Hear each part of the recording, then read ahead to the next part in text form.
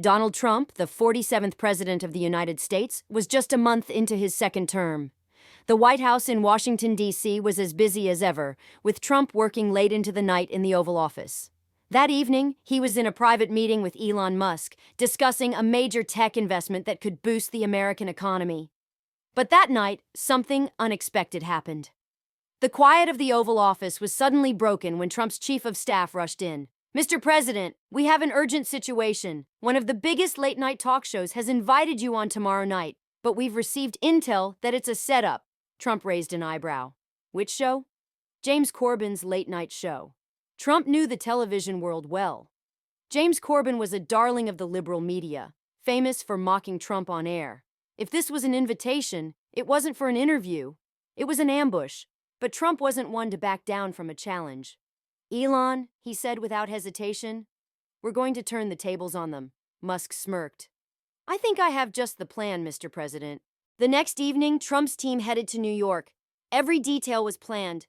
Barron Trump was traveling with his father, while Elon Musk stayed backstage, ready to assist. The press was all over them from the airport to the studio. Cameras flashed as Trump waved to his supporters. Meanwhile, Elon Musk was reviewing key data on his phone. "Our strategy is simple, Mr. President," Musk explained. "They'll try to make you look bad, but we'll hit them with hard facts. Even if they have people working against us in the studio, I'm ready." Trump nodded. "Good.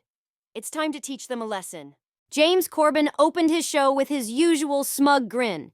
His anti-Trump audience laughed and clapped at every joke he made about the president. Then it was time. "Ladies and gentlemen, please welcome President Donald Trump." The crowd erupted in mixed reactions. Some cheered, many booed. But Trump, as calm as ever, walked onto the stage, flashed his signature confident smile, and took his seat. The trap was set. Corbin wasted no time. "Mr. President," he said, smirking, "do you really think your 'Make America Great Again' promise has worked? Because according to our data, the economy is slowing down and the country is in chaos." The audience laughed.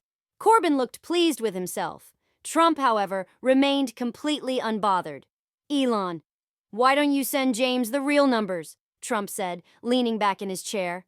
At that moment, Elon Musk, backstage, uploaded the latest economic reports to Corbin's screen. Stock markets were up, unemployment was down, inflation was falling. Corbin's smile faded. The audience started whispering. Trump let the silence hang for a moment, then smiled at Corbin. "James, are you saying the economy is bad?" Corbin panicked and tried to change the subject. "Okay, what about your environmental policies? Even Elon Musk has criticized some of your decisions." That's when Elon Musk suddenly walked onto the stage. The audience gasped. Corbin wasn't expecting this. "I don't remember saying that," Musk said, turning to Corbin. "Actually, the president has been a strong supporter of space exploration, sustainable energy, and technological innovation.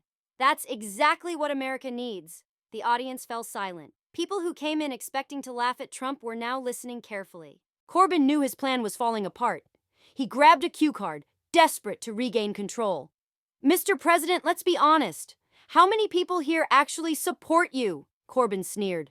"The crowd's reaction speaks for itself." Trump didn't hesitate. "Wrong question, James. Let me ask a better one. How many people here found a job during my presidency?" A single hand went up, then another, then another. Corbin's face drained of color. The audience that had laughed at Trump was now raising their hands one by one. Trump delivered the final blow. "Under my leadership, America has more jobs, a stronger economy, and more freedom. Whether you like it or not, people are waking up." For the first time that night, Trump received a standing ovation. Corbin was speechless. His own audience had turned on him. As the show ended, Corbin forced a smile. "Well, Mr. President, thank you for joining us." But his voice was shaky. Trump stood up, turned to the audience, and declared, "The truth always wins. And America will keep winning." The crowd, yes, even some who had booed him at the start, erupted in applause. Corbin looked defeated. Trump and Musk had just rewritten the rules of live television. That night, social media exploded. "Your Trump destroys James" became the #1 trending topic worldwide. As they headed back to the White House, Trump turned to Barron and smiled. "Some things never change, son. The truth always wins." And America would never forget this legendary moment. If you liked this story, please don't forget to like the video and share it with your friends. Subscribe to our channel and turn on notifications for more inspiring stories.